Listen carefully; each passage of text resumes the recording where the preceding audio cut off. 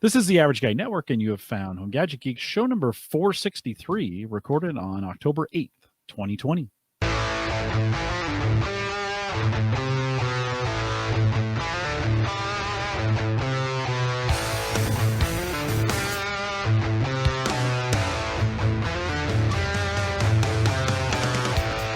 Here on Home Gadget Geeks, we cover all the favorite tech gadgets that find their way into your home. News, reviews, product updates, and conversation, all for the average tech guy. I'm your host, Jim Collison, broadcasting live from the AverageGuy.tv studios. And Mike, we sat on the deck last night, turned the lights on, enjoyed a beverage and a cigar. 77, 76. Gorgeous. We tried to do the same thing. We actually tried to light a fire because I'm like, you know what, a little campfire right now would be perfect. The wood I had not been dead long enough because it was the wood we got when the storm rolled through, knocked all those trees. So it needs to dry a little bit more. But yeah, same thing, Jim. Nathaniel, is it dry up there for you guys? I mean, we're really, I don't think we've seen rain in 2 months. Dry for you guys up there? Yeah, we've gotten a little bit of rain, but not much. We've had like a week of 30s and 40s, and then this week is 70s, 60s, 70s, and 80s. So it's up and down like usual. And now all the leaves are falling. The one thing they say is like we've had a lot earlier leaf falling than normal. I think with the dryness, the trees are just ready to give up. They're like, let's get rid of these things and go dormant for the winter. But it has created some in the Midwest here, just some spectacular evenings. Gorgeous. And so, man, if you hopefully where you're at and where you're listening, you've got a chance to do that as well. I was talking to some friends in Australia this morning and it was raining. So it's probably good. You need it, but we could use some too. Of course, what we could really use is some good show notes. And so full transcripts and a few notes that are out there today out at the AverageGuy.tv. Of course, this month, it's October. We're talking a little bit about Canva. I talked a little bit about this last week. If you go to the AverageGuy.tv/Canva, you can use your free plan or sign up for it. It's kind of like, it's like creating graphic design for dummies. A great way, even I can do it. The album art, a lot of the album art we do here. One of the things I created on Canva, one of the things I forgot to mention, I mentioned at the very end of the show last week, is we're doing a little contest, and I'd like you to jump on Canva and try to create some album art. You can either do it to recreate the Home Gadget Geeks album art. I'll use it temporarily. Or if you want to change the show art for this particular show or any of the shows, be creative. Head out to the AverageGuy.tv/Canva. You can use a free plan. They have some paid plans if you want to get some art. Like we mentioned last week, you can download some of those images and pay for them. They're like $1. It's not terribly expensive. I use it for work all the time. Check it out, theaverageguy.tv/Canva. Send me your submissions, Jim at theaverageguy.tv, and we'll see if we can get those. We can kind of sneak those in and get them, get a chance for you to influence what we do here with the album art. A couple reminders before we get started. One, October 24th is our 2020 Meetup, MEAT Meetup, going on. Barbecue, grill, and smoking meetup. By the way, don't have to do any of those to be a part of this meetup. So if you're thinking about coming and you want to join us, you can just hang out. We have an 8 a.m. Central, a 1 p.m. Central, a 3 p.m. little cigar meetup, 3 p.m., and then an 8 p.m. meetup. 4 meetups throughout the day. You can attend one or all of them or whatever you want to do. Mike and I and maybe some other folks will have our grills live streaming all day long. And Mike, I'm going to do, I think I told you I'm going to roast a chicken and do some wings. So super excited about that. So you can join us right now. The link will be in the show notes to get that. So head out to theaverageguy.tv/HGG463 to make sure that you can get the link to that. It'll take you to Eventbrite. Just register so you get that done. We'd love to see you there. Mike, I'm kind of looking forward to it. I am too. Mainly because I that's how I learn how to barbecue, is by watching other people do it. And so, YouTube is great. So seeing live what other people are doing, I'm going to be writing down everyone's recipes as they do it, because I love to learn that way. That's how I do it. Good opportunity to do that. Nathaniel, going to be able to join us for parts of that? Yeah, I'm glad there's going to be a schedule so I know when to check in. From barbecuing, for me, I learned by eating barbecue and then realizing that someone else is going to do a really good job of this. Well, I think my sister's in town that week and she lives in Minnesota, so I'll just package it up with her and I'll say, take this back up. There's a guy up there you need to deliver this to. We'll do it that way. I would take it. My uncle in Des Moines barbecues a lot, so when we visit him, it's even closer than Omaha. So there you go. He wraps up some ribs for us, and it's a real treat. It's going to be super good. I can't wait to get it done. We'll deploy a little tech on that as well. And then the Patreon meetup, the next one, we had one earlier. We're going to schedule another one for November 5th. So if you're a part of our Patreon group and you want to join us out there, just head out to theaverageguy.tv/Patreon. We've discovered tonight, if you don't have your email alert notifications on Patreon, you're never going to hear from me. So if you are a Patreon subscriber, head out there and turn it on. Not saying anybody didn't do that, but Mike Wieger had it turned off. That was me. And actually, it was set to another account. But go out there and turn those on. If you want to join us, we have a $5 plan that you can join us on. And if you schedule it right now, you'll be able to join us for the November 5th meetup. So get in there. theaverageguy.tv/Patreon. Nathaniel, you were at the last meetup. How do we do? How do we do? It was good. I think it was a good number of folks, so it wasn't too overwhelming. You get too many people, and then it's just a couple of people get to talk and everybody listens. So it's a good number, and it's always exciting or interesting for me to hear what other people are working on, where their expertise is, their perspective. So it's always reassuring to know, oh yeah, okay, I've heard that name in the chat, and now I remember that's what that guy looks like. Or it's kind of cool how we had intros that we got to do this time. So next time maybe we can come with like a topic and really jump right into it without having to do a bunch of intros, because we just did that a month ago.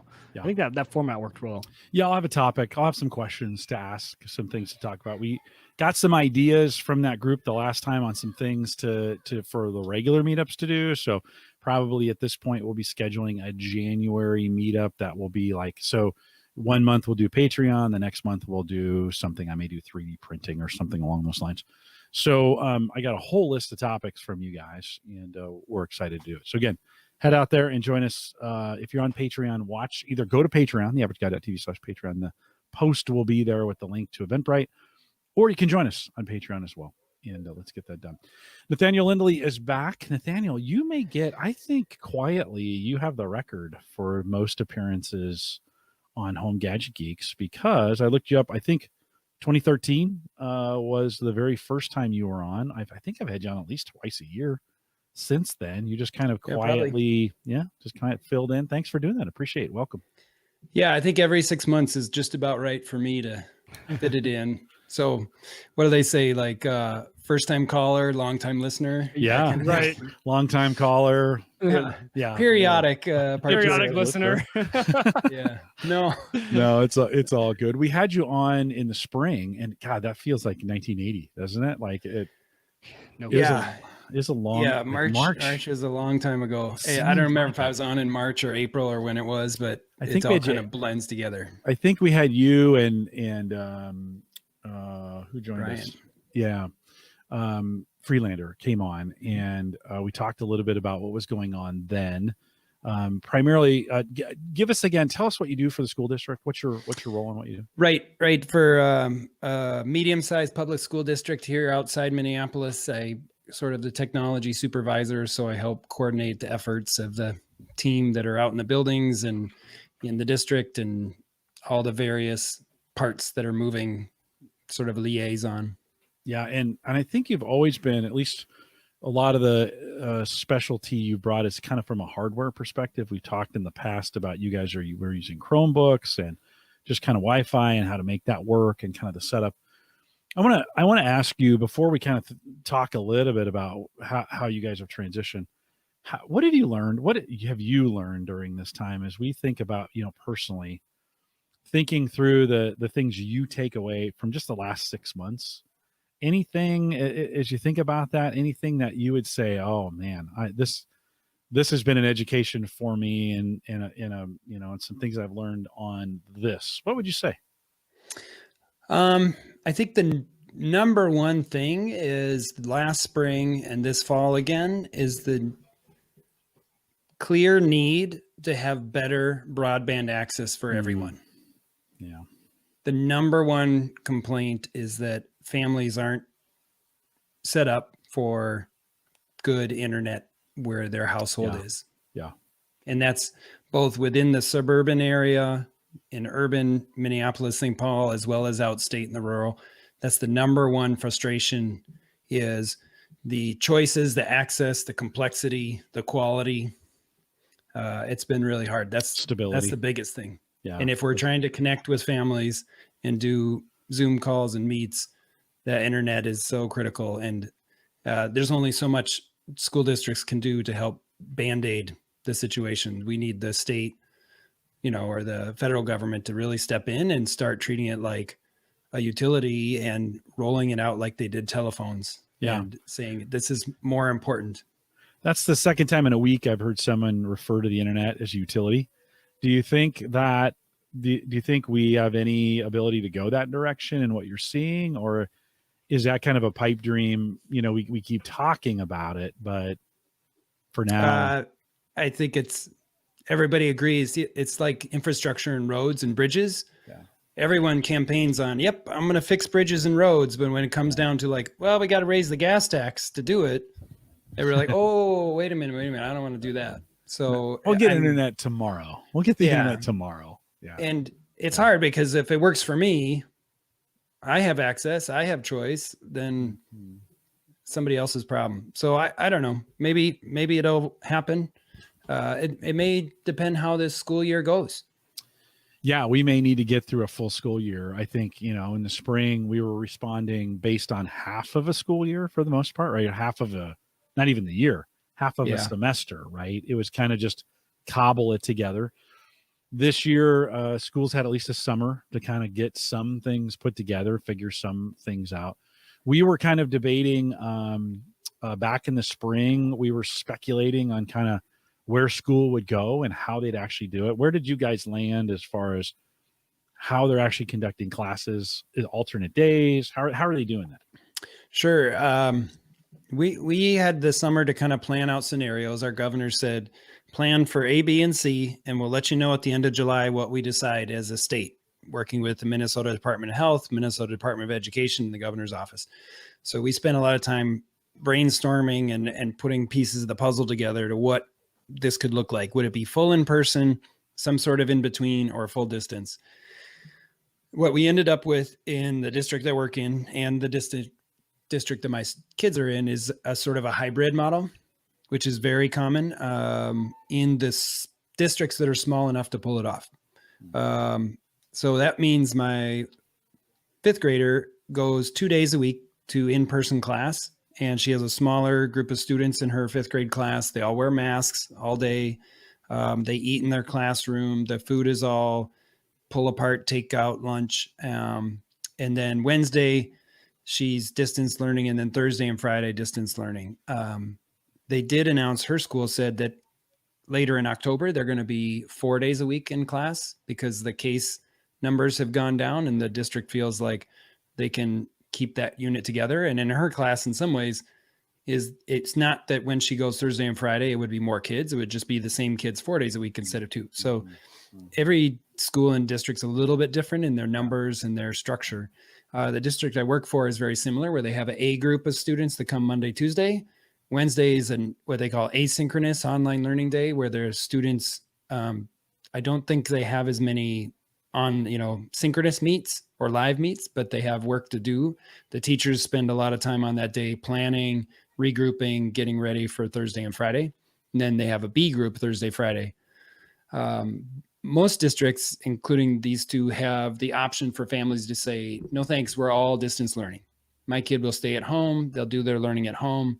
And so then what a lot of districts have done is say, okay, we've got a cohort of teachers that can meet the distance learning need and it's usually right around 20%. 20% of the families say, we want to be all distance learning for one reason or another. And so they divide off a chunk of staff that work with those distance learning students, and then 80% are in the building.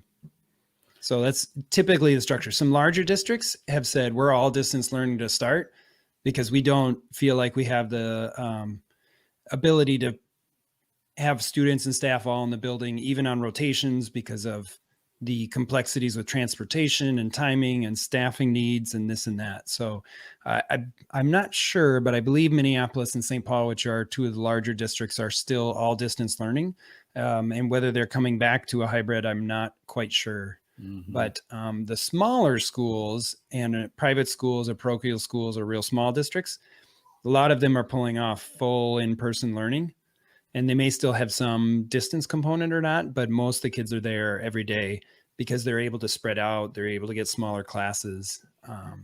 So it's really all over the place, which makes it hard as a state to track all that. But those are some of the scenarios. Nathaniel, as we've gone through this, of course, there's been some ways to track.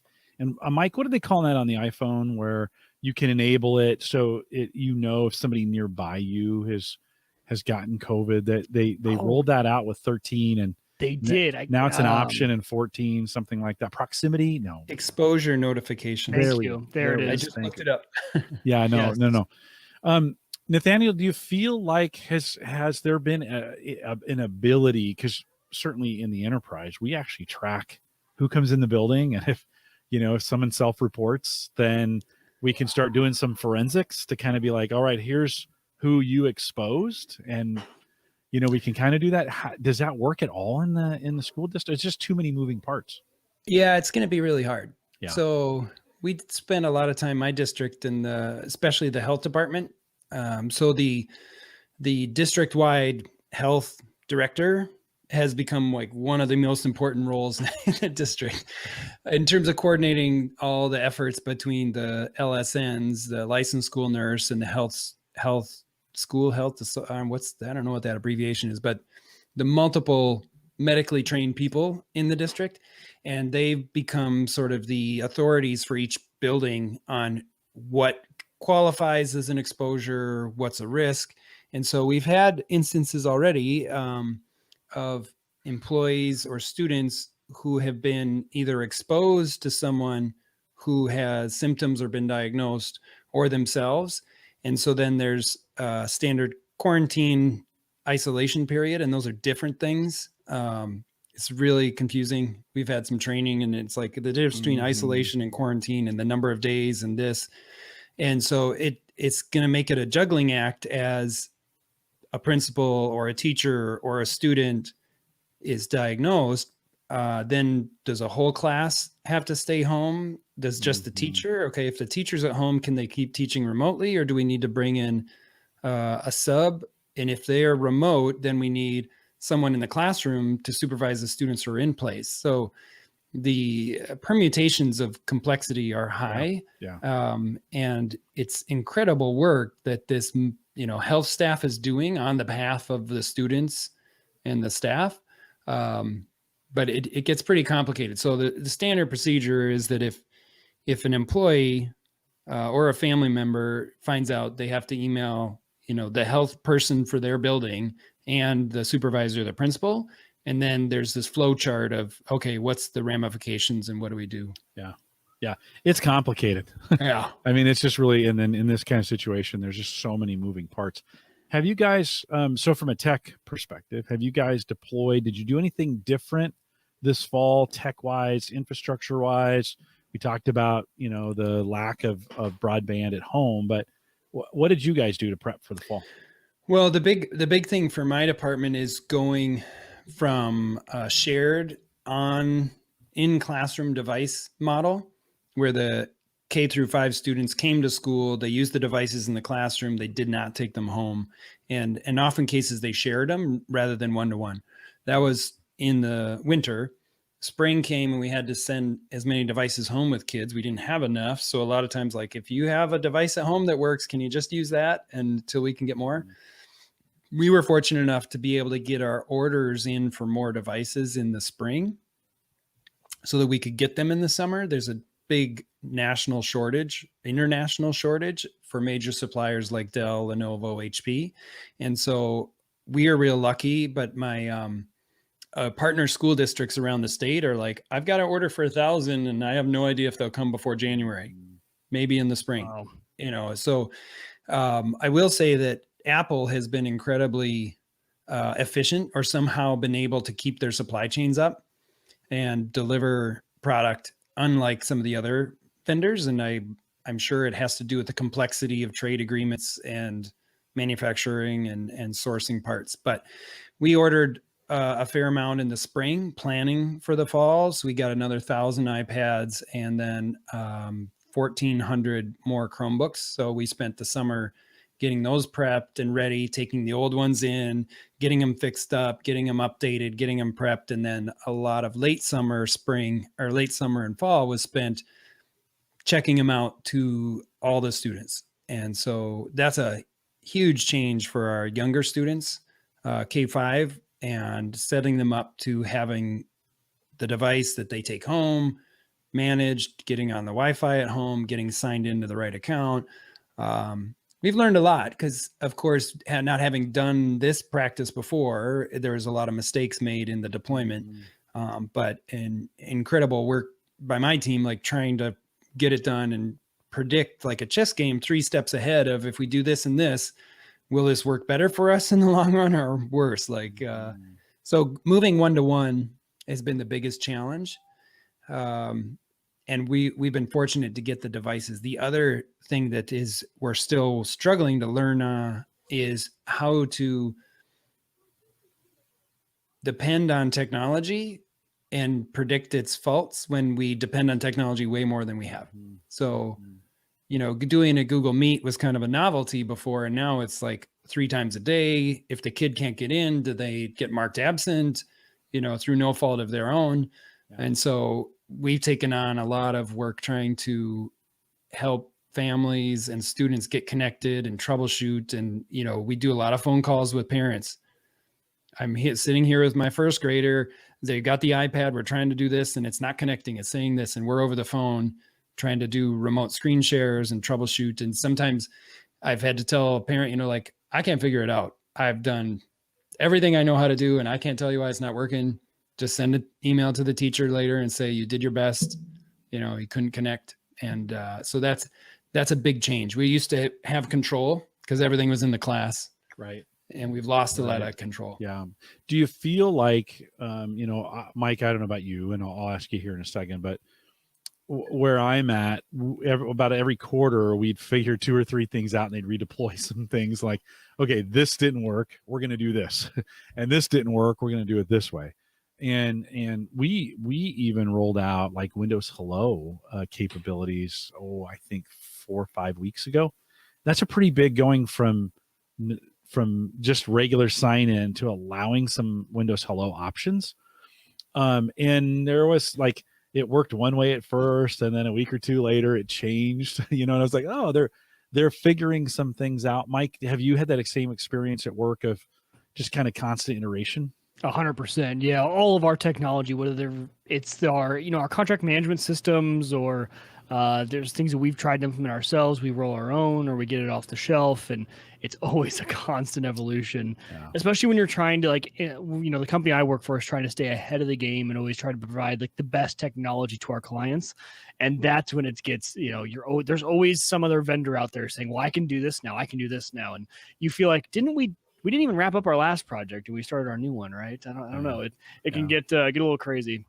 Nathaniel, do you guys feel like you're getting some, the software guys call them sprints, but some abilities to deploy, learn, figure some things out, redeploy? Do you get that capability, or is it really kind of, well, I guess we're this way until the end of the year?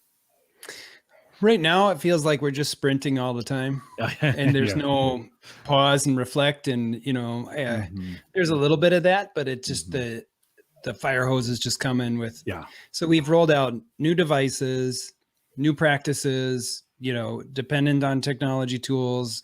Then we started adding new software subscriptions, well, if kids are home, we need another tool to be able to deliver a quiz or make it interactive, or all legit, all valuable things. But it's just the quantity of new that gets challenging. Yeah. And so we find it hard to create documentation to share with the family about this, or our tech support staff to understand when you get a call for this, here's the known issues. So, we're trying to catch up. And I think we'll get there. It certainly is getting better as the weeks go on and things get a little more stable. And I think part of it is both the teachers and the students are learning like glitches are now expected and a norm. And they're starting to learn to troubleshoot a little more on their own. they're starting to, learn the nuance of like, well, if I restart each night, that gives me a better chance of having a clean system in the morning. Or if I remove the 75 extensions from Chrome, then it won't take so long to load pages, or, so there's a lot of that forced self-reliance and learning. Nathaniel, Unfortunately. it gets me thinking as you're saying this, like you're creating the next generation of remote workers who we all went remote and a lot of people struggled. That this will be like whatever, like working remote, whatever. I did this in school, and we're just at the early phases of it. And I think it is, just like you said, I think it is giving us some good learning opportunities. Brian in the chat says that he says, as a teacher, I've seen students step up a lot more with regards to responsibility for their learning. Takes motivation for students to stay focused at home. I work with high school age kids, and listen, that's not just high school students or students. Like work at home, like professionals struggled, I think, through the summer to stay motivated and to stay busy. I'm to the point now where I'm actually more, because I have so much more equipment here than I would at work, so many more screens. I'm way more productive at home than I would be going in. I've got my setup. Mike, how are you feeling about your at-home work? I go back and forth. You could ask me this question every week, and I think I would, depending on how my week went, answer a different way. Yeah, I am more productive, but at the same time, there are still a lot of my conversations where I'm like, I just wish we could be in front of a whiteboard right now, back in a meeting room. We could have this hammered out. My buddy across the halls who I'm working with, grab him. Let's go grab a whiteboard. I don't want to have to sit here and schedule a meeting with you, open up tea. Like it's good and it's bad, right? So there's give and there's take. I am extremely excited, I'll say this, to get back in the office. Like I cannot wait. I am not someone who would want this to last forever. I might be more productive in some ways, but I can't stand it anymore. I'm kind of going a little crazy at this point, to be honest. I was good for a long time. And when my kids went back to school, I was even better. And now I'm getting to the point again where I'm like, I just need to be back in the office. I need to be with my people, having the conversations across the water cooler about work, about whatever. And that's for my sanity. I think I am not good at being alone. So I'm losing productivity the longer this goes on.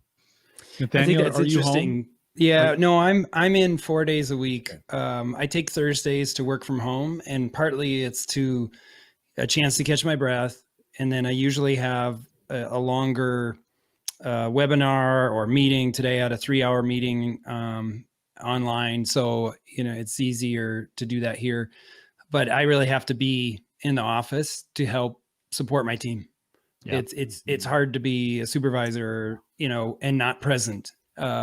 So it's a mix. I don't think I could do all work from home with this type of job.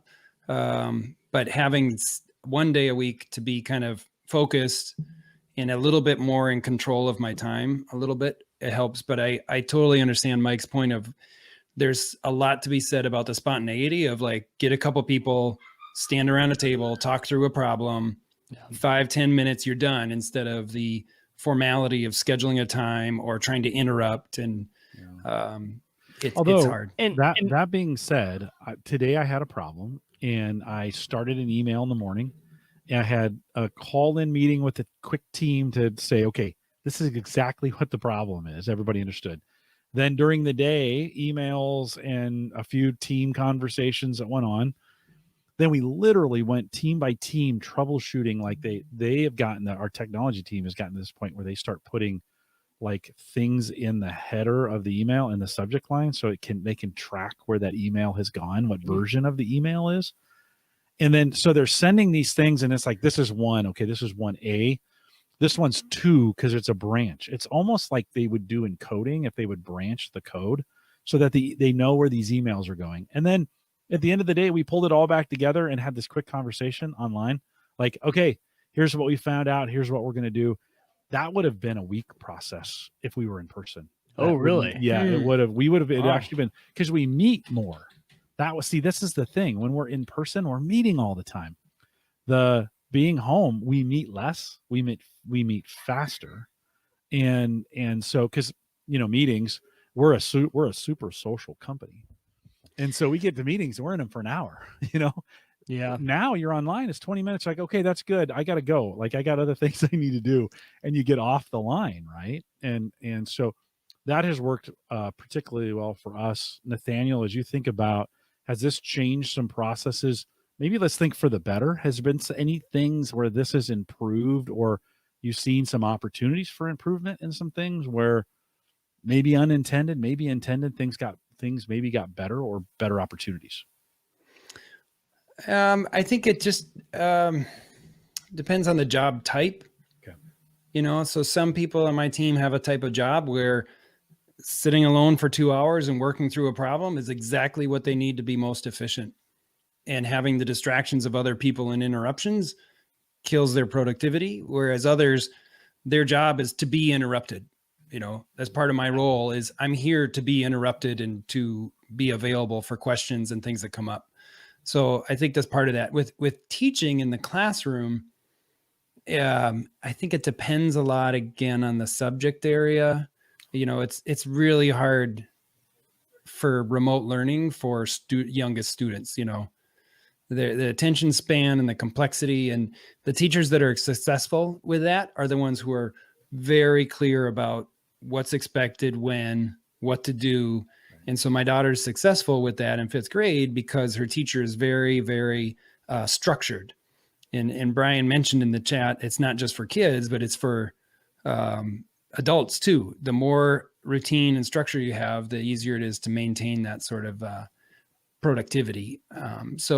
But on the flip side, the teachers that are more of I'm just winging it, I can figure it out, I've done this a long time, they're having a harder time because it doesn't work that way anymore. You know, we don't have a good 50 minutes to kind of feel how the discussion is going and get through a class period, you know, and so I think it just really depends a lot. One of the things we're seeing is some of the students are distance learning and some are hybrid, but some of the teachers are trying to teach both distance learning students and hybrid teacher and in class students at the same time, especially in secondary. So the challenge is if I'm an in-class teacher and 2/3 of my students are in the room or half, and another chunk are out of the room, how do I develop lessons for both audiences? Yeah. And my prediction is that one of them is going to suffer. Yeah. And so we're seeing some students and families that are doing hybrid through the beginning of the year saying, you know what, this isn't working. We're going to switch to distance learning.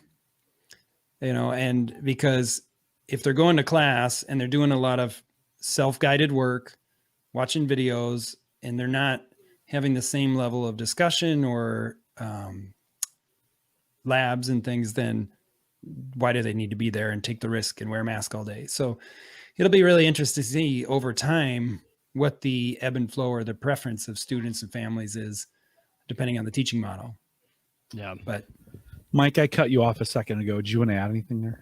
No, I mean, really the only thing I was going to say is I think from the people I've talked to who are my age, and it's interesting, I'd be interested to see the educational side of this. We've almost been doing this so long that a lot of us we're starting to revert back to our old at-home habits. So meaning distractions are a lot more now. Like I'm finding it really hard to not get distracted by things around the house. That when we were first into this, it was new, it was fresh. Like like it was in your brain to not get distracted by things, to work from home 100% of the time, like almost do what you were doing in the office at home. And we were just talking last week, it's just getting harder and harder to stay with that mentality of I'm working, I'm home. Like it's almost been too long now that the newness of it and the novelty of it has kind of worn off. So a lot of our brains for us have been like, man, it's a lot harder for me to not turn on the ham radio. Like, I got 10 minutes real quick. Just let me switch on. Or, like do this little laundry real quick, and it take longer than it should, right? Like there's fine with taking breaks, like for sure. Like I would have gone up at work and gone and talked to someone. So taking that 10 minutes to swap a load of laundry, I think that's fine, but it's getting harder and harder. And I don't know if anyone else has seen that, or if the kids at school now, they did this all last spring. So are they starting to get sick and tired of it? Are they still finding it kind of new and interesting? I mean, where are the kids at with their kind of mentality on this? I think a lot of it depends on the kids. Yeah. Okay. Yeah. And some kids, like I think I mentioned in the spring, some kids thrived in the spring because they had more control over their environment. Yeah. They were willing to participate in class because they had that safe virtual space. They could private message the teacher. They could raise their hand without feeling like everyone's looking at me. Right. Some kids have done really well in in-person class because the numbers have been smaller. So I have an anecdote from a foreign language teacher who was in early weeks of school doing an introductory thing. Okay, each person's going to get up and do a poem in Spanish or something. And this teacher relayed, like, I know this kid, and they would have never, ever stood up and done that request when we had 28 students in the classroom, 30 in the classroom. But when we had 15, the student felt comfortable. They felt safe. So I think that's more a testament of like small numbers make a difference.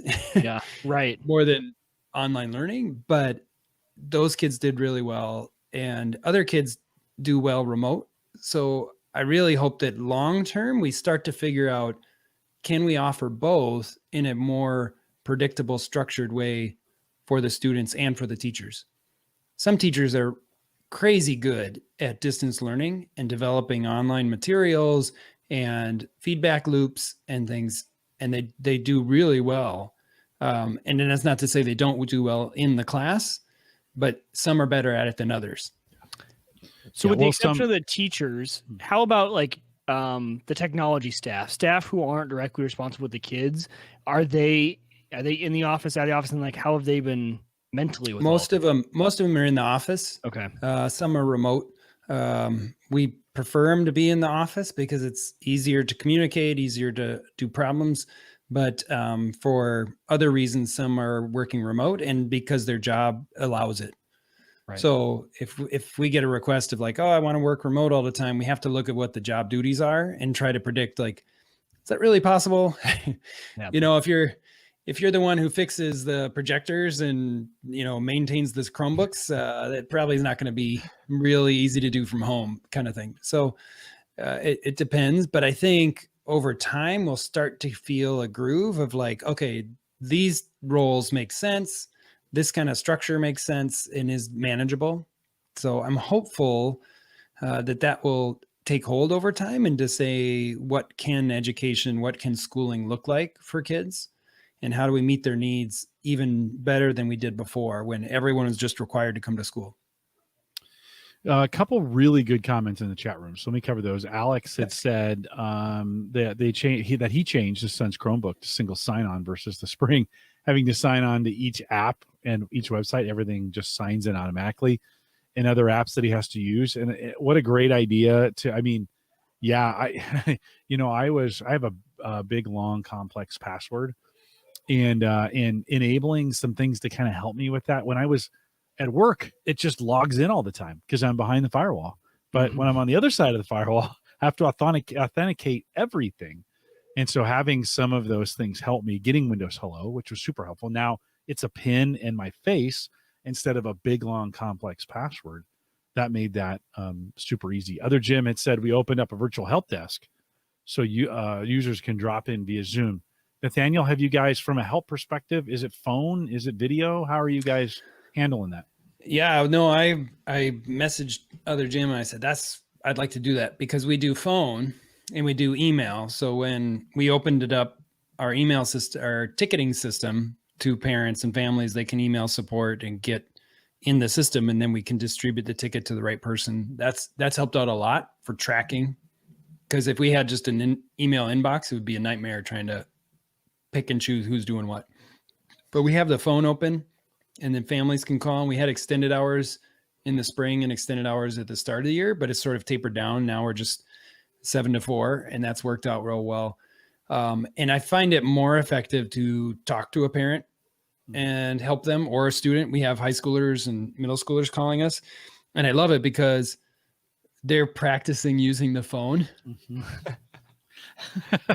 Yeah, not texting. Which they don't do. And so something they've never had to do before. Talk to someone. So sometimes you can catch right away, like, okay, I need to change my enunciation, my pace so that they're feeling comfortable, and I can prompt them with questions without sounding like, a jerk. Yeah. And sometimes you hear the mom in the background be like, tell them your name, tell them what grade you're in. Tell them. And so it's great, but it's effective on the phone because we can ask them the questions to get to the root of the problem. Whereas we'll get an email that says, my son's Chromebook doesn't work. Right. And we're like, okay, Right. what's your son's name? Yeah. What school do they go to? So I like the idea of a virtual option, because a lot of times I've been on the phone and I want to say, well, I'll send you a link, but I don't have their email address and I don't want to type it. And to be able to say, go to help.school.org and click on the chat button, and there's people there to answer the chat, or a video call. I like that idea. So I've gone that route, Nathaniel. When I get customers who it's complex, I'm like, I'm just going to send you a Zoom link. Yeah. You got 20 minutes so we can troubleshoot this via Zoom. Cause it's so powerful to be able to share screens and to be able to show them or drop it in chat. Or, 10 years of podcasting have got me ready to help people this way, to just be like, hey, here it is. Let me show you how to do it. Let me walk you through it. It's so much easier. Well, we do screen sharing. So a lot of times we're on the phone. I'll be like, okay, go to this site. We use Splashtop for Business, SOS. It's got a lot of tools, but this is a real easy one that works on Mac and Windows and iPad.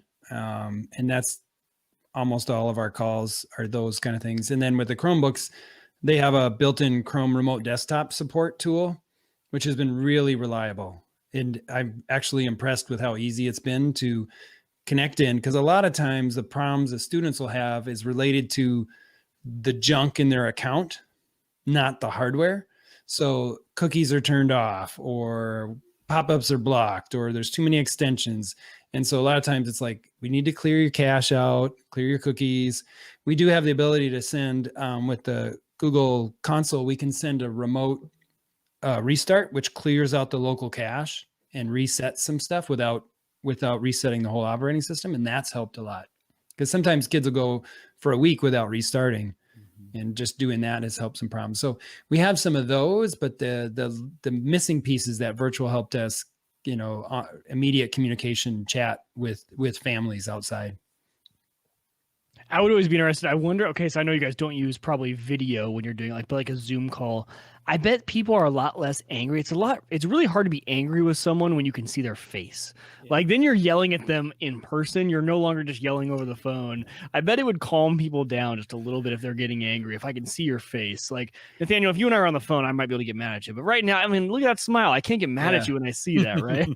Well, a lot of times when they call me, I get mad at you again. Yeah. Oh, and there you go. And so I'll do that. I'm like, okay, let's try to do a hangout. Let's try to do a meet. Let's see if we can get it going. And I'll give them a code, and they'll be like, oh, hi. And I'm sitting here in the office and I got a mask on, which makes it hard to articulate. And they're like, okay, I guess it's working.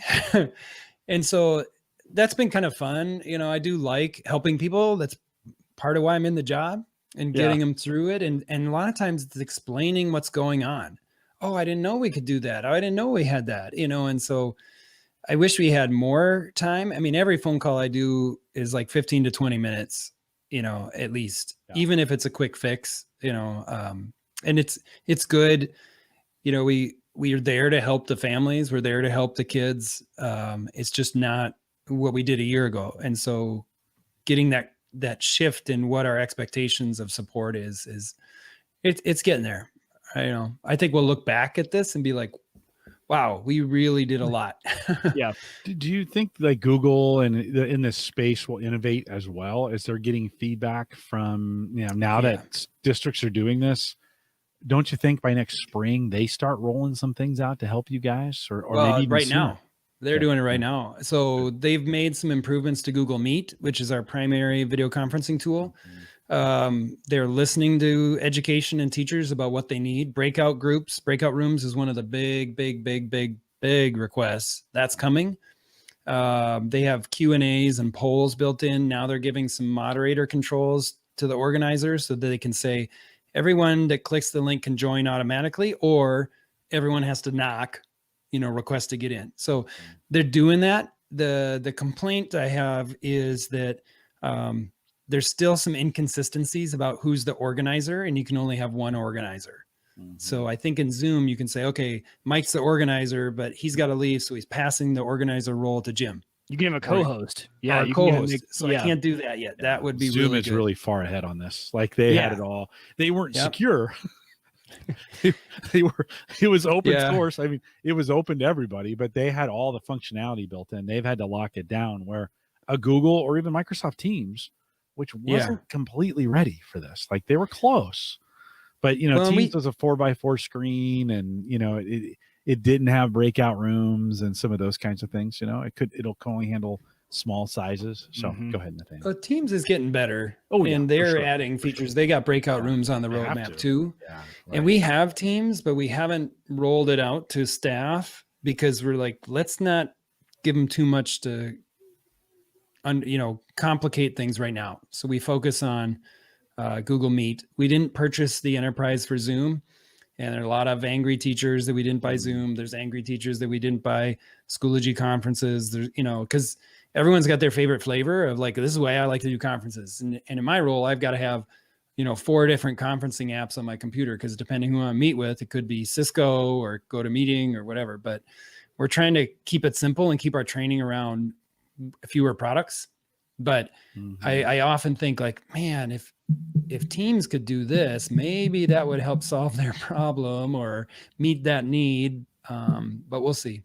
I found Teams to be really useful, but only if you need the integration with the chat side of it, really, right? Like I probably don't even utilize 90% of the features of Teams, but it's our chat, and then, hey, can we just jump on video real quick? Can I ask you a question? Sure. And it's like, we use it for all of our meetings, internal meetings. We rarely use it external. We still have Zoom for that, but all of our internal meetings are basically Zoom.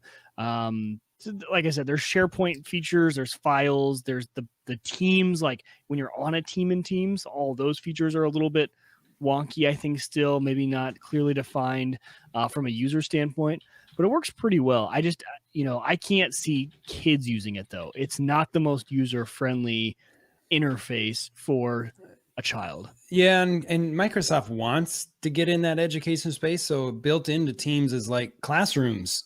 And is there really? Yeah, at least in our edition, and like you, my department uses Teams constantly all day. Right. I don't know people's phone numbers because I just call them on Teams. Yep. And because you can have the mobile app or the desktop or the web, we love it for that.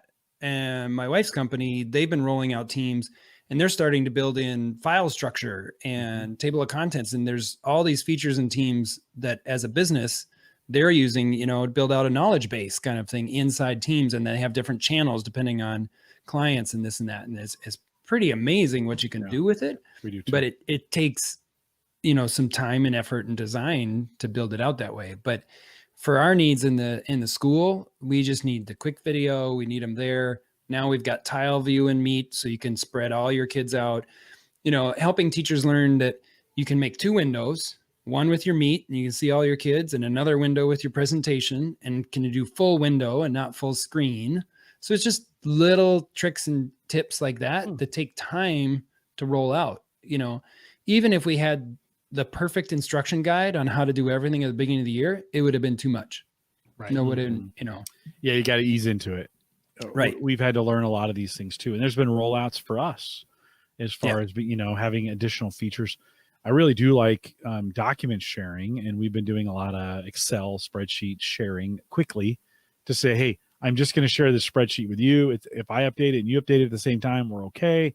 We can be in there doing this. And then when you're done, you just kind of let it go. Like it doesn't have to live anywhere. We've got some data retention policies that are going to take care of those. Eventually, they'll just disappear. And so you can do some scratch work. Like, hey, I've got this list of email addresses that I need to get handled right now. Okay, I'm going to start working on these. I'll grab these from you, or I'm going to share it with you, And so Teams has been good for that, where Zoom early on, you just wouldn't, you'd never put a file in Zoom. And for the longest time, you couldn't even share a link in Zoom. It didn't work. Links didn't work. We just, whatever version we just moved to, they just allowed that. So, regardless of the platform, and Andrew had said in the chat room, let me see if we can find that, because it was a good one. Skype blew a 20-year lead. Yeah. And, you think about this, and another Microsoft product that sat out there for a long time, it had well, to be honest, it didn't have all this stuff that's in it, but it think about it. Like, it was out there for the longest time. And then who comes along and is the leader? Zoom. So what I find fascinating is Skype is being, pushed aside by Microsoft. Mm-hmm. And yet on the Outlook app on my phone, when I create a new meeting event, it says, do you want to make this a Skype one? And I'm like, Yeah. why is the Outlook app Right. not have Teams in it? Right. No, Yeah. I don't want Skype. Yeah, and then No. I got a default install and Skype loads up every time I restart my computer. I'm like confused. The two teams aren't talking to each other or whatever. Skype and Skype for Business. And then of course that moved on to Teams. So there's confusion there. Now I will say though, with Teams, one more thing is my oldest son, he's in a technical school in Minneapolis, and they're all Office 365. Mm-hmm. So all his meetings are on Teams, and Teams does a good job of broadcasting. All his classes are online. So as a post-secondary, he attends. He says some of them, the instructor's a little slow sometimes, so they record and release it. So he'll rewatch it at 1.5 speed to kind of catch up on the materials. And I figure it's a really good strategy because then he can hear it the first time, taking it in, then watch it again, pause and start again to capture some of that information. But they have a very good success, but they're kind of like all in Office 365. So they're staying within one environment. It's working for them. Well, and Microsoft's had some trouble this week and last with their Office 365 staying up. Yes, did you guys, they did. Everybody's had trouble these last 2 weeks. Last had week, outages. Schoology had a big one. Was it yesterday? Two for Microsoft, right? Yeah, you think they're getting attacked? Well, I think it's just load. Attacked, right?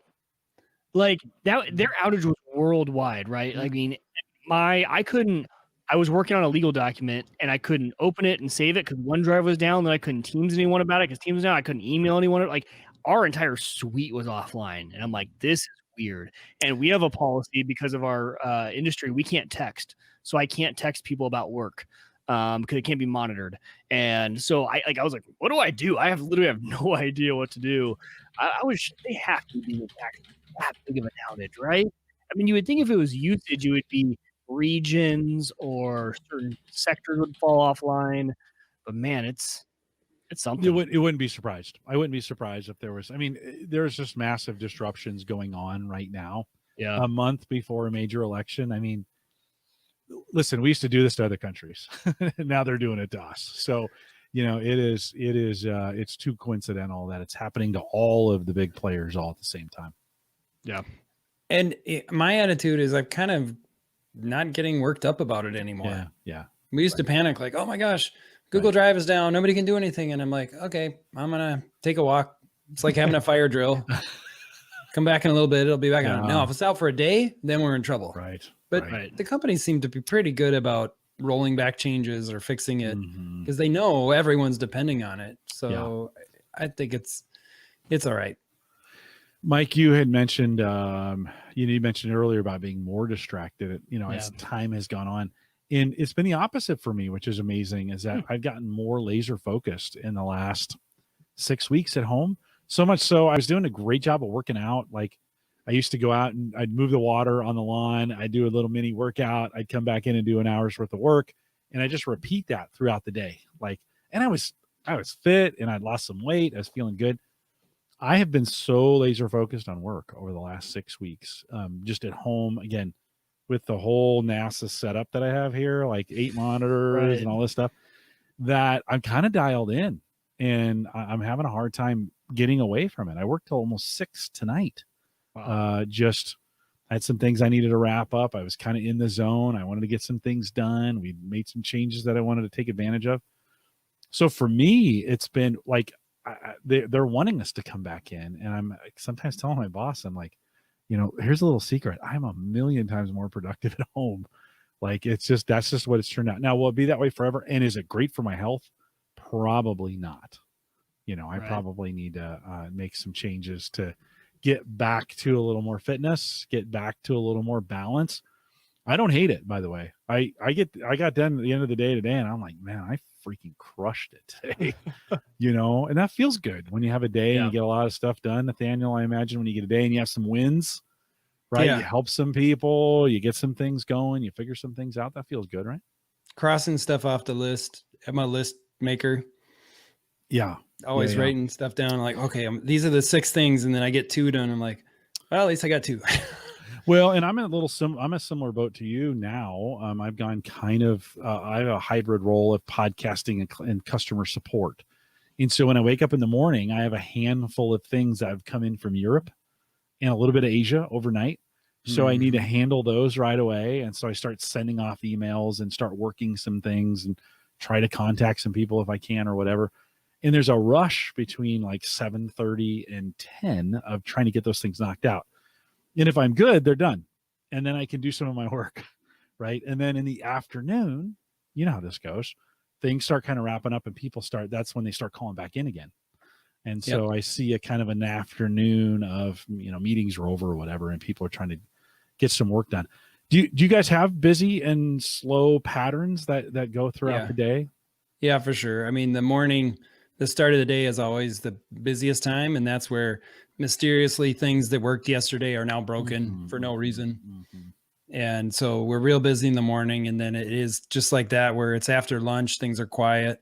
And then usually around 2:33, that's when either things start to blow up bad or like there's problems, or in my case, I start to feel productive because now I'm getting to focus on some of the project type work. And I'm like, all right, it's 3:00. Now I'm getting to this thing that I've been putting off and couldn't get to. And then, I can't stay here. So we have that dip too. And if you look at, if you look at the analytics on printing throughout the day, it's always like, woo, and then slows down. And it's very similar. Yeah. Yeah. Well, and I do find I've got some late friends who will take a meeting at 5:00 where, not everybody would do that before. And now you're like, hey, can we just meet at 5? Cause that clears it's like clear of the day. And because it's at 5, we try to meet for as quick as possible. It's kind of like, let's get in and let's get this thing done. So we picked up some efficiencies, and then, like, okay, well, there's times I had a new Patreon subscriber that I needed to mail one of the badges to. And so Monday morning, I wanted to make sure that thing got out first. Our post office down here is open at 9. So, 8:55, wrap some things up, head down. So you get a little bit more freedom that way. And don't get me wrong, I haven't done it yet, but I've wanted to mow the lawn in the middle of the day as well, where, maybe like at lunch, get out there and, get the lawn mowed. So it does give us some freedom. So Nathaniel, anything else along those lines? I want to talk about that light that you have, but anything else along those lines that we might have missed that you want to update us on? Yeah. Okay. Ask me in 6 months. Yeah.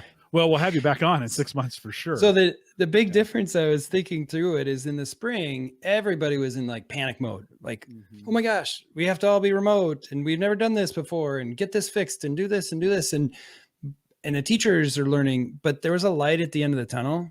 The end of the school year was coming. We'd already had relationships between teachers and students, so they knew each other. And it was like, let's get through this together. Starting the year, going into winter, that's a different mindset. So we've had time to kind of regroup, rest, come back to it, change some structure, build out some skills and tools. But this is going to be a long year. And as things get colder, we can't have band practice outside. We can't have lunch outside and recess recess is fine, but it's going to get difficult as it gets darker and colder. And it's not just schools. Everybody is like, well, I can't go to my favorite restaurant and sit on the patio in January. Right. So it's going to be interesting. The sustainability and the ability to like, okay, how do we pace ourselves as an organization to get through this without burning out our teachers, burning out our kids, burning out the staff? How do we set expectations that are reasonable to get through the winter? So I hadn't even thought about that yet. That kind of got depressing. Sorry, I was like, oh, that's shit. kind of I didn't think about the downer winter. note. We're not going to be able to sit outside. Okay. Oh man. Well, a lot of people are buying fire pits, patio heaters, all that kind of stuff. I ordered a solo stove, those ones you see on Facebook. Nice. I'm like, Well, you'll have to check in and tell me how well that works. That maybe during the meet up. Yeah. You could. Yeah. When's the meet up? Is that early November? No, October 24th. Yeah, might be here.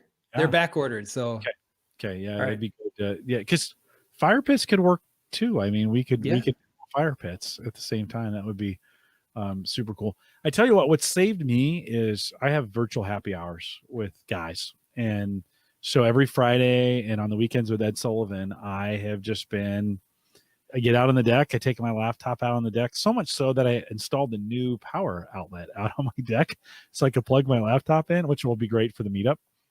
And those regular weekly kind of connects, not work. This isn't a work thing. This is, grabbing a beer, cigar, whatever, and having an hour-long conversation that's just kind of connecting with somebody. I normally do it in the office, but that's not happening. So that's been good. And both of these guys are outside of my network. So it's not like I work with them all day and then we're doing this. It's kind of, it's a safe for me to go. Right. So I think that's been, and of course this show, which continues to be normal. Think about it. We've been able to stay normal. No, we've been able to stay normal through all this. So, well, we're not, Mike's not normal and I'm not normal, but everybody else is on that. Okay. Nathaniel, Mike's level of obsession with deep diving into something, it just amazes me. It's incredible, isn't it? He can go farther. It's not a good thing. I don't know how that brain works, but it's not like mine. I thought I got into things, but that's another level. It's bad. It's like ADD. It doesn't work out well for me. Maybe that's why I get distracted at work. Maybe that's why I need to be back in the office. But Mike, you really learn it inside and out. Like I have benefited from your willingness to figure it all. You got it all figured out by the time I say yes to it.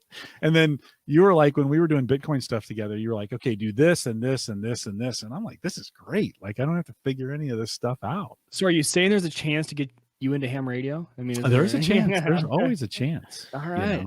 Yeah. There's always a chance. What we've learned, and I think we're kind of through this, Nathaniel, to be honest, but lighting matters when it comes to this kind of communication. And early on in the pandemic, everybody was dark and it was terrible. And so I've watched my own coworkers rearrange, like they're starting to figure it out and they've rearranged their desks and where they sit to get that forward facing light. I've said all the time, get some natural light or some forward facing light on you. And so just today I was on a call with a bunch of my, the folks that I work with, and they all looked good. Like every single one of them looked good. And I was like, this wasn't this way in March, right? Yeah. Some of that's lighting, and you found a cool little gadget that might help with that. Yeah, I agree with you, and sound and light are important. And so one thing we did for our teachers is we bought a lot of USB headsets that didn't make it perfect, but made it way better than just using what's built in. And sound is important for the students to hear what the teacher's saying, whether it's a screencast or something, and it'll make it less tiresome. So lighting is another good thing. And so I found this portable light, and this is a battery operated little one. I'll hold it like this, and it can change the brightness and it can change the color temperature, and it just has a little USB port for charging. And it fits nicely if you want. Let's see, where did I put it? In a cell phone tripod. Oh, so good idea. The Gorilla Pods and stuff. So you can put it in, turn it off, a tripod so that you can mount it easily above a lamp or on back of something. And this makes just a fill. You know how the photographers will have a side light that kind of fills from the side? That's what I use it for. And so that's nice. The other that you can get if you need, if you're in a basement that has that dark wood paneling. Sorry, the basement with the dark wood paneling, every 70s basement, it's only 7.5 feet tall. Is you can get one of these light bars, an LED light bar that's also battery, or it can be plugged in. And you can mount that up or put it on a stand. And then this throws off a fair amount of light too, just to fill in what you don't get from a table lamp. So that was kind of a pretty cheap, pretty easy way to supplement. Those light bars are 20, and the very first one you showed us is like 40. And that's a really good deal for the size. I've always struggled to find something that small that looks like it gets pretty bright. And this is like 28% power, so you can adjust how bright and what the color temp is. And then because it's light, I just am setting it here up on top of a lamp off to the side. Yeah, I think it's a great. I have, I bought some. Well, I shouldn't say that. Dave McCabe back in the day gifted me at Christmas these Cowboy Studio lights that because I'm in the basement, I've actually mounted to the ceiling. So instead of having them down here, they're mounted with, just mounted to the ceiling. I don't need to explain why, it's just there. And then pointed down at me. And so that's always given me some light. But not everybody has that kind of space. And so, Nathaniel, you 2 of those on either side pointed at you, or 2 of those light bars. I mean, at $20 each, $40, and you're in pretty good shape, right? You could have those off to the side pointing at you, right? And that'd give you pretty good. It's almost a little too almost bright. Too much. You want to diffuse that a but little bit. But if I had more. it farther back. You adjust the light bar? This one just does low and high, but I can't tell the difference. Yeah. So you get what you pay for. Is what you're saying. These aren't exactly sophisticated. You get for $20, you get what you pay for. You said you've been able to set up your space, and you've been doing it for podcasting for almost 10 years. Is that right? 10. Yeah. But 3rd. My wife's been working from home since March, and we finally got her an actual desk and set it up with the docking station and a proper thing. And I got flipped. I used to be on that side, and I moved over here because I'm not here very often. So we're both in this small office. But for her, getting a formal space, this is where I work. It's separate from the dining room. It's separate from everything else, has made a big difference for that sort of mindset of, I'm at work. I can close a door. That's huge for us and for kids to be able to have their own space. My daughter has a little desk in her bedroom. She'll do her meet in there when she's, on a call, and she can use headset or not, but there's a door to close. So having a space that's sort of dedicated for this type of work, if you want to call it, is really helpful for that sort of mindset of, focus.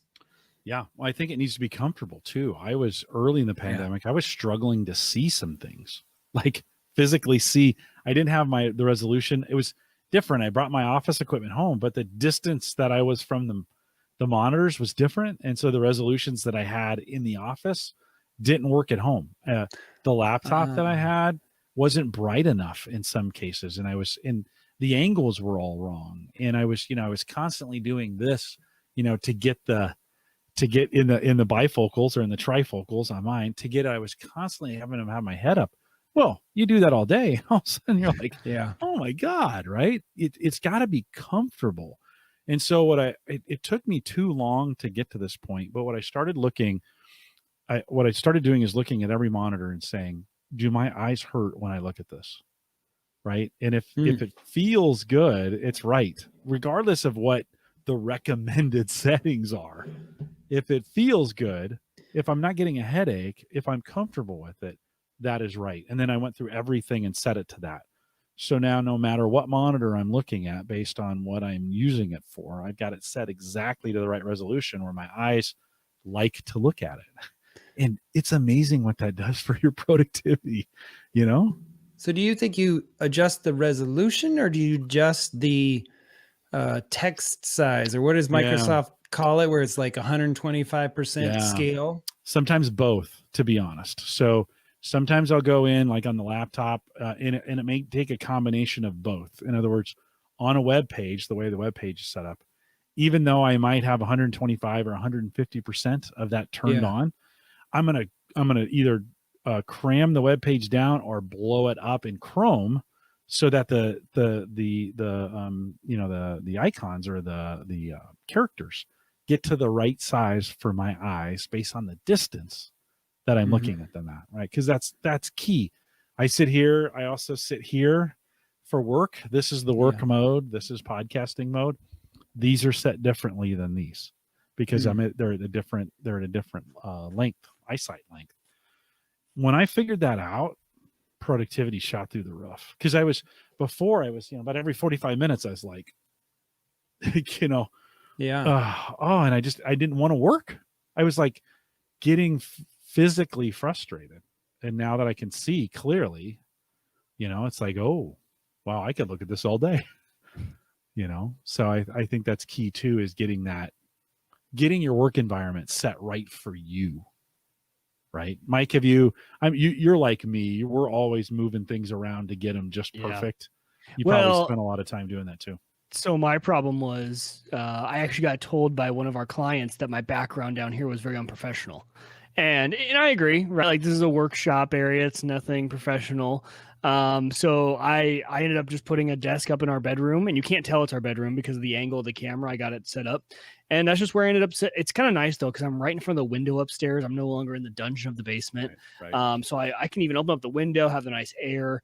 And then if I don't have, I'm in meetings like probably 75% of my day. And when I'm not, then I'll try and go sit on the back patio. And I'll just sit with when I'm trying to crank out. Oh, we forgot to press the button. Focus. Okay, keep talking.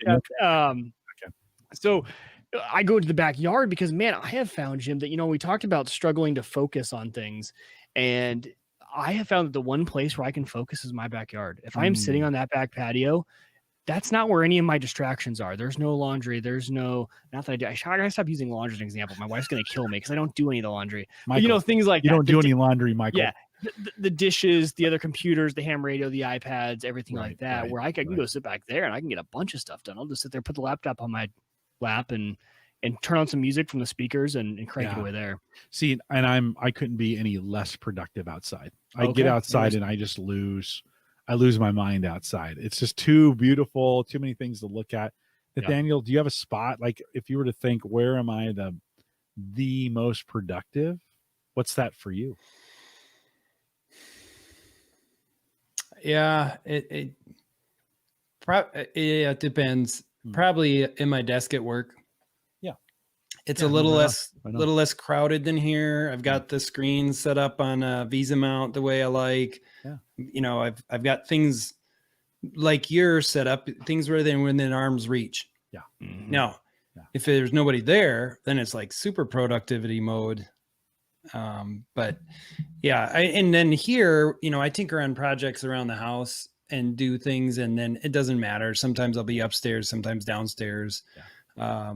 So it just depends. I did buy some blue light glasses so that if I'm working late in the evening, I wear these. I don't normally wear glasses at all, but I've been wearing these just to see if that helps reduce some of the fatigue. Yeah. But I don't wear them all the time, so it's hard to say whether it makes a difference or not. But yeah, I thought, well, that's an easy thing to add and try. It's a good idea. And I agree with you. I should have said my work desk at work is where I am most productive, and I need to get back there. Yeah. And honestly, I think they're to the point where you can just come in. They used to say if you need to have a reason to. I'm sure they'd be fine if I went back and worked there. But okay, then let's be 100% honest. There are some really nice aspects of it, right? Like, am I the most productive? No, but man, it is nice to be able to get some stuff done. Like you said, Jim, right? If you need to run somewhere real quick, do one quick thing. It is no big deal. The few times like my oldest has forgot his lunch, I need to take it to school. No one's even noticed. It's not that awkward. Like, hey, sorry, I got to run to my boy's school real quick. I'll be right back. I promise. No one even knows, right? Because I have Teams on my phone. Right. I can answer calls and everything. They would have no idea where I was at. Yeah. I could be in Bora Bora and they would have no idea. The difference with that though, Mike, is I'm a big video guy, and so I ping my coworkers, and they're doing that, and I'm like, "Hey, jump on video," and they're like, "Oh, I'm out, I'm on the road, or I'm dropping the kids off, or whatever." Yeah, and so I've noticed because I'm insistent, and I'm one of the few. I think I'm insistent. Every meeting has video. I want to see your face. And some, I can tell some of my coworkers are not necessarily at their desk, or whatever. Well, I think, and we had that same thing. I think what set the tone was our boss was doing the same thing. One time he was in the kitchen filling up his coffee and then grabbing a sandwich while he was Teams videoing it. He's like, you guys are me up doing things. Yeah. One time he was in his car. He's like, oh, I got to go run I got to get my birth certificate for my daughter, something like that for the hospital. Like, he set the standard that you can be on Teams from video. You don't need to be sitting at the perfect spot. I don't care. He goes, we're really just talking internally about stuff. So I think when he set that tone, I've answered my Teams from anywhere because I know he's not going to care. Right on.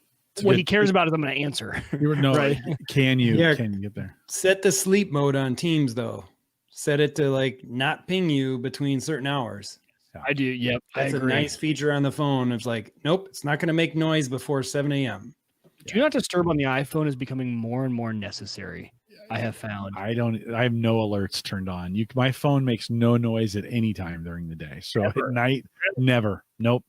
Yeah, I don't use alerts that way. It's just different for me. So how do you get a Teams call? It buzzes. Well, it'll buzz on my watch. Got it. Okay. So yeah, so I guess that's how I'm doing it, but I'm not wearing my watch at night. So I guess that's my do not disturb, is when my watch goes on the charger at night right before I go to bed. It's off until, because my phone is off. Nobody's getting a hold of me. Mike, you have, well, I was going to say, you have an iPhone user. Nathaniel, what are you using? Are you using an iPhone or you're in the Google space? Yeah, I have an iPhone. They did a lot of cool updates with the sleep and everything. The whole process of setting that up is kind of cool. I actually stumbled into it in iOS 14. Have you set that up yet? Where you try to tell it when you go to bed, when you wake up, it automatically does the do not disturb. It tells you, hey, you should stop looking at your phone now because it's time to go to bed. I'm like, oh, and the reminder has been nice because I've been like, oh yeah, you're right. It's almost like a guilt trip. Like, okay, fine, I'll set down my phone. You're right. It's starting to get close to that time. And then it does an automatic alarm for you in the morning, and it kind of soothes you into waking up. And this is all built into iOS, which is, I know there's a lot of apps that people have used. So I don't know. I had never looked into this. I had never used a sleep tracker app or a sleep setup app. It's been kind of fun because now I wear my watch at night because it's built into the watch too. Obviously it's disturbs turned on automatically, so I don't care. It's just nicely wakes you up. It's interesting. Yeah, I haven't upgraded to iOS 14 yet. I was waiting till like a few more 0.1, 0.2 updates because things are working. And like Jim says, I just want my phone to work. I don't want it to have problems, so I'll be patient. But I am curious about some of that stuff, making it a little easier. I've kind of stepped away from sleep tracking and Fitbit and activity and just kind of taking a pause on all that. And I still wear a watch during the day, but I take it off at night. And it's a sort of a self-preservation. Yeah. The fewer distractions in my world lets me get through the day and focus on more important things. So I haven't really opened Facebook in 2-3 weeks. And what we've done with some of my family is we've converted to using an iPhoto shared album. So we just, once every while there's a cute picture of a cousin or a nephew, we just put it in there and then people get it, but we're not going on Facebook and seeing the posts and garbage. And it's sort of, we want to share these moments and these things, but not through that tool. That's okay. That's a use case. It's so funny you say that because I've never thought of it in that way before. And honestly, when you do add the photo to the shared photo albums, it gives you that pop-up like you're going to write a post almost about it. I never got that because in our family, we've always set up like, hey, we're all going to Lake of the Ozarks. We're going to set up a shared album so that we can just gather everyone's photos in one place because her mom likes to create albums and stuff like that. So it's been a gathering method, but it's never been a share. Like we've only used it when we're all in the same place at an event trying to just gather all of our photos. That's a really good idea to use it almost as a social media. I mean, it's almost like a private Instagram where it's a photo and maybe a small caption or a small video, and it could be, I was going through a photo album and I found this old print of grandma and I'm just going to take a picture and, hey, remember grandma, and then everybody gets to see it. And it's very easy. You just got to get everybody signed into the same shared album. And then it just starts showing up. And like you said, you get a notification. It's been a really good way to stay connected with different family members that aren't close by and you can't visit. And, or who aren't on social media. My parents are not on, they refuse. Right. They've never been on any social media. And so we always have to text them the photos. And that's a really good idea, man. We use Snapchat for that, but nothing else. So Snapchat's like our family. We don't follow anybody else. I don't, but we don't follow anybody else on Snapchat except the family. And so I go in there each night and I look at some of the snaps that the kids have put. They'll update throughout the day. See the grandkids, those kinds of things. Yep. And I wonder if you'll see a condensing of the social media instead of how many friends can you collect on product platform ABC.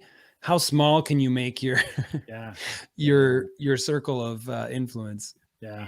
It's so funny you talk about that, and this could be a whole. I won't even dive into this, but the social dilemma right? Is that the new Netflix? Yeah, I gotta go see that. Everybody's been talking about that. It's phenomenal. If you haven't seen it, Okay. phenomenal. But what I've liked is actually I found myself gravitating towards Discord because it's smaller groups with a targeted market or targeted purpose, right? So I'm in Discord groups, Discord servers, channels, whatever you want to call them, for like one for ham radio things, and they're just these very small, tight knit groups. I have no ads, I see nothing else. All I can go there and just interact with my peeps, right?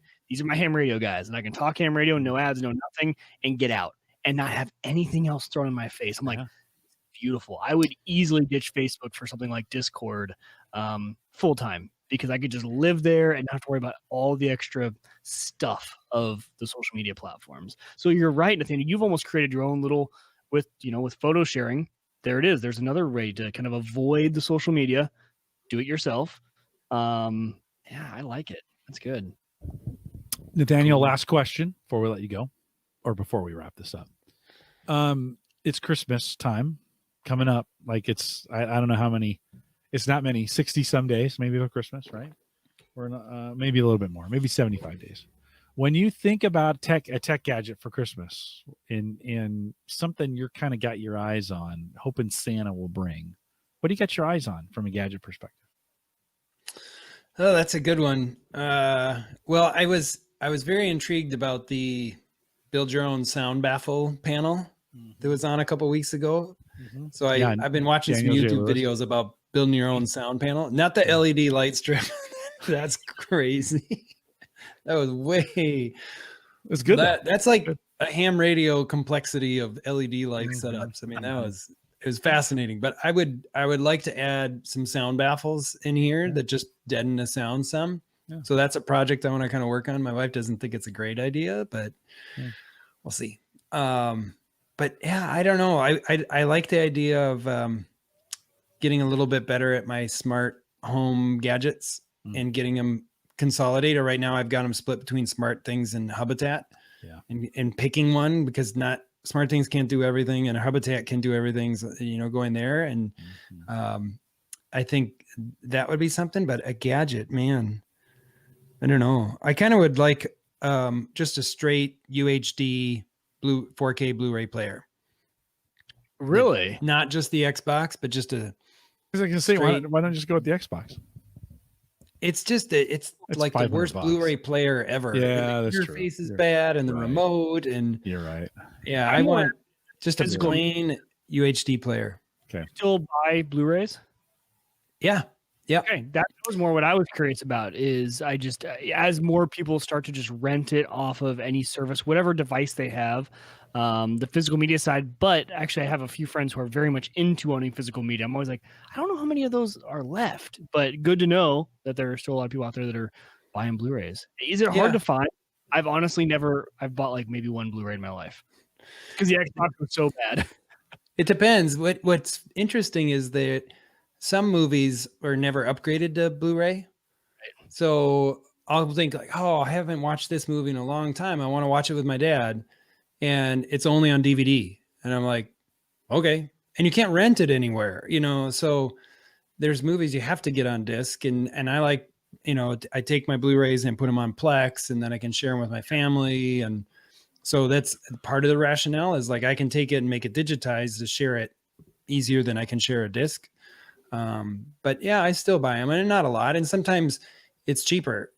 It's ridiculous that I can buy a disc cheaper on Amazon than renting it, or not renting it, but usually than buying it. So they want $14.99 to own the digital copy, and I can buy the disc for $7.99. And sometimes you can get 3 packs. So I just watched the M.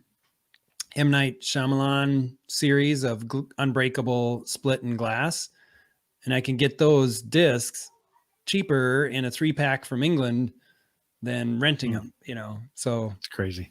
Yeah, and now I have a big shelf of media that I'm going to have to send to Goodwill someday. But I know we listen. We have 3 shelves of media because Sarah just buys them. We've bought DVDs forever, and so a movie we want, she just buys it. We don't even ask questions. And I was doing it on Plex for a while, and then I'm like, nah, it's just going to sit in the shelf. We'll just do it that way. Well, no, good enough. Well, if you guys will hang tight for me 1 second, let me close this up. We'll do a little bit of post show here, but a couple reminders before you go. I mentioned this. If you want to support us on Patreon and be part of that Patreon meetup group, which we're doing like every other month at this point, theaverageguy.tv/Patreon. We got a $5 plan if you want to join us out there. I always appreciate it when you support the show. It just allows me to have some ability to do some things here on the network or buy some gadgets and do that kind of stuff. So we appreciate that. Mike, appreciate your endorsement of Discord. And so you can join us in our Discord group, which is actually super calm. Like it's the calmest group I've ever been in. It's just super reasonable. So if you're looking for a place, right? I mean, don't you think, Mike? Oh, you muted yourself, Mike. Sorry. It is definitely a non-toxic environment there. You can easily throw any question out there, talk to things. People just throw stuff out there all the time. It's a really fun place. And listen, if you make it toxic, I'm going to throw you out. So the average guy, theaverageguy.tv/Discord gets you there as well. And you know what? We'd love to, Mike and I, we got some shows coming up where it's just the two of us, and we'd love to get your voicemail. Wouldn't we, Mike? Wouldn't we love to have some voicemail, some questions, some comments, some things to respond to? I have a super easy way now for you to give us a voicemail. So go to homegadgetgeeks.com, and over in the right-hand corner, even I think on the phone version of it, there's a little microphone. If you just push it and then talk. Nathaniel referred to this ancient technology called talking on your phone earlier in the show. Nobody really knows what that is anymore, but you push the button and then you just talk. And when you're done, you push it again and we get a message from you. We'd love to have some of those messages. So this week, next week, whenever you're listening to this, just pick it up and leave us a crazy message. Do something fun. HomeGadgetGeeks.com. I want to try that service out. We recently moved that from an app to using Podpage to get it done, and they have a service where you can leave a message. So do that as well. HomeGadgetGeeks.com. If you want to send me an email, you can. Not as fun, but Jim@theaverageguy.tv. And it's always good to hear from you, Neil, who sends me an email all the time. So appreciate that. Twitter @JCollison, @Wieger Tech over there for Mr. Wieger. And if you want to join us on Facebook, you can join the Facebook group, theaverageguy.tv/Facebook. I had to think about that one for a second here. Theaverageguy.tv, both web and media hosting powered by Maple Grove Partners. Get secure, reliable, high-speed hosting from people that you know and you trust. And that's Christian. He's doing bang-up work. I'm going to see him in 2 weeks. So I'm kind of excited about hanging out at his place. Full COVID things in place, masks. We're doing the whole thing. But we're going to get a chance to see Christian here. Great email hosting too. I don't know if I've ever mentioned that. I run my Whiskey Zero Echo Golf Romeo, my ham radio email through him, and the website through him, and it works. It's so great. It's amazing. He does a great job. He'll do anything. Plans start at $10. MapleGrovePartners.com, and then don't forget, December 2nd is actually, but December 3rd is the date. Thursday, December 3rd. We are going to celebrate 10 years of Home Gadget Geeks, what was called Home Tech. And Nathaniel, you were on Home Tech 143. Like, you were in here before we even changed it to Home Gadget Geeks. And do you remember us calling it Home Tech? Yeah. Back in the day? Yeah. Yep. I was on that, and then Rich's random podcast generator. Yeah, it was those super fun days when we were Blab before there was Blab. It was super cool. That's right. You can we want to have you join us December 3rd, Thursday night, December 3rd, special anniversary, 10-year anniversary party. We're going to come out, join us live. Make sure you just get that on the calendar so you join us live. We want to have you out here. We are live every Thursday, 8 p.m. Central, 9 Eastern, out here at theaverageguy.tv/live. Nathaniel, thanks for coming out and being a part. Well, one, thanks for being a part of the community. Two, thanks for being a Patreon subscriber. I appreciate that as well. And three, just thanks for being a great guy. I appreciate that. Oh, thanks. Yeah, I was thinking in my head, like, I have to pay to have friends and people to hang out with, but I didn't say it out loud until just now. Well, but it helps us do the things that we do. So thanks. That's what I do it for. I want to support it. I get a lot out of it. I appreciate you doing that. So with that, we'll say goodbye, everybody.